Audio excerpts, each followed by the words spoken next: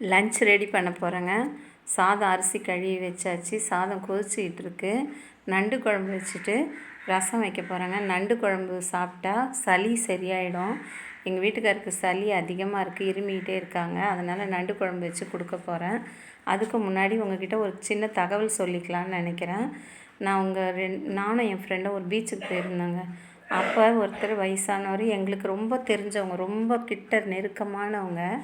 அவர் பீச்சில் தனியாக உட்காந்துட்டு இருந்தார், சோகமாக உட்காந்துட்டு இருந்தார்.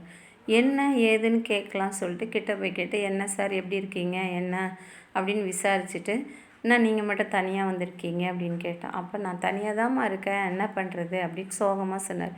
ஏன் இவ்வளோ கவலையாக இருக்கீங்க அப்படின்னு கேட்டதுக்கு, ஆமாம்மா நான் தனியாக தான் இருக்கேன், யாருமே இல்லை, இப்போ என் கூட பேசுகிறதுக்கு யாருமே இல்லை, நான் ரிட்டையர் ஆகிட்டேன், வேலைக்கு போகும்போது எனக்கு டைமே இருக்காது, ஓடிக்கிட்டே இருப்பேன், யார்கிட்டையும் நின்று பேச மாட்டேன், எங்கேயும் போக மாட்டேன், ஃபங்க்ஷனுக்கு கூட என் பொண்டாட்டி பிள்ளைங்கள மட்டும் அனுப்பி வச்சுருவேன், நான் வேலைக்கு போயிடுவேன். ஆனால் இப்போது எனக்கு டைம் நிறையா இருக்குது, ஆனால் என்கிட்ட யாருமே பேசுகிறது இல்லைம்மா, எல்லாமே அவங்கவுங்க வேலையை பார்த்துக்கிறாங்க, பிள்ளைங்க அவங்க வேலைக்கு போயிடுறாங்க, பேர பசங்களாம் படிக்கிற வேலையில் உட்காந்துடுறாங்க, எனக்கு இப்போ டைமே போக மாட்டேங்குதுமான்னு ரொம்ப புலம்புனார்.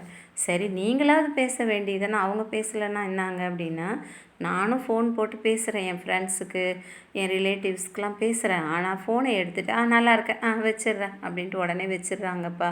இப்போ என்கிட்ட யாருமே பேசுறதில்லன்னு ரொம்ப ஃபீல் பண்ணார். அதனால் நாம் நல்லா இருக்கும்போதே அடுத்தவங்களோட சுக துக்கத்தில் கலந்துக்கணுங்க. அப்போ தான் அவங்க நம்மளை புரிஞ்சுக்கிட்டு நமக்கு தேவைப்படும்போது நம்மக்கிட்ட பேசுவாங்க. இப்போ பாருங்கள், அவர் எவ்வளோ தனியாக அப்படி தனிமை அவர் ரொம்ப ரொம்ப ஃபீல் பண்ணுறார். அந்த மாதிரி யாரையும் நம்ம விடக்கூடாது, நாமளும் அப்படி இருக்கக்கூடாது. எல்லார் கூடயும் எல்லாரோட நிகழ்ச்சிகள்லேயும் நம்ம போய் கலந்துக்கணும். நமக்கு எவ்வளோ தான் வேலை இருந்தாலும் அவங்கள போய் பார்க்குறது, உடம்பு சரியில்லைன்னா போய் விசாரிக்கிறது, இதெல்லாம் நம்ம செய்யணும். செஞ்சால் தான் நம்மளோட வாழ்க்கையில் நாம் நிம்மதியாக இருக்க முடியும், சந்தோஷமாகவும் இருக்க முடியும்.